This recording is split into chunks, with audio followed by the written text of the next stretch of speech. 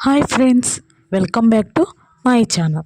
మన ఇంట్లో ఎప్పుడూ చేసేవి కాకుండా ఏదైనా రొటీన్గా మన ఇంట్లో చేసాము అంటే అందరూ ఇష్టపడతారు. చాలామంది ఇలా తప్పు చేస్తారు, కానీ నా సీక్రెట్ ట్రిక్ చూడండి. వడలు చాలా టేస్టీగా క్రంచిగా వస్తాయి. అలసందలను మంచినీటిలో 4-5 గంటలు నానబెట్టుకోవాలి. నానబెట్టిన అలసందలను 2 సార్లు మంచినీటితో కడిగి మిక్సీలో వేసి కొంచెం వాటర్ పోసి మిక్సీ పట్టాలి. కొంచెం గట్టిగా పిండి వేసుకోవాలి. మిక్సీ పట్టిన తర్వాత పిండిని ఒక గిన్నెలో వేసుకోవాలి. మొత్తం అలసందలను కూడా మిక్సీలో వేసుకోవాలి. పిండి గట్టిగా ఉండటం వలన వడలు చాలా బాగా వస్తాయి ఫ్రెండ్స్.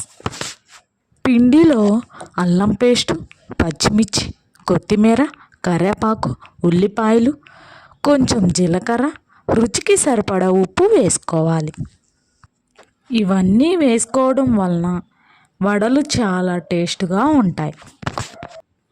పిల్లల నుండి పెద్దవాళ్ళ దాకా అందరూ ఇష్టపడే అలసంద వడలు.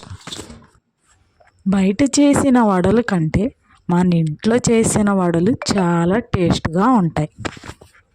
ఒక్కసారి తిన్నారంటే మళ్ళీ మళ్ళీ తినాలనిపిస్తుంది, అంత టేస్ట్గా ఉంటాయి. వీటన్నిటినీ కలుపుకోవాలి. మొత్తం పిండి కలిసేలా కలుపుకోవాలి. ఇలా కలుపుకొని పెట్టుకోవాలి.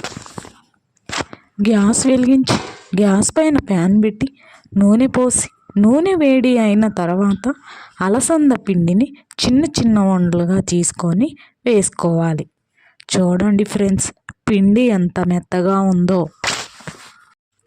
ఇలా పిండి మెత్తగా ఉండటం వలన చేతితోనే వడలుగా వేసుకోవచ్చు. వేడి వేడి నూనెలో వేసుకోవాలి. ఎర్రగా వచ్చిన దాకా వేగనివ్వాలి. చూడండి ఫ్రెండ్స్, ఇలా ఎర్రగా వచ్చిన దాకా వేగనివ్వాలి. ఒక ప్లేట్ తీసుకొని ప్లేట్లో వేసుకోవాలి. అలా పిండి మొత్తం వేసుకోవాలి. చూడండి ఫ్రెండ్స్, అలసంద వడలు ఎంత బాగున్నాయో, చూస్తుంటేనే నోరూరిపోతుంది. మీరు కూడా ఇలా ట్రై చేయండి.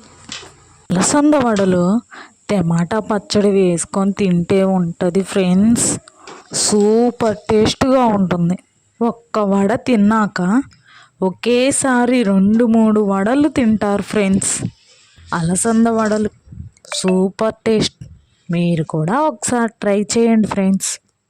చాలా అంటే చాలా రుచిగా ఉంటుంది. ఈ వీడియో నచ్చితే లైక్ చేయండి, షేర్ చేయండి అండ్ సబ్స్క్రైబ్ చేయండి.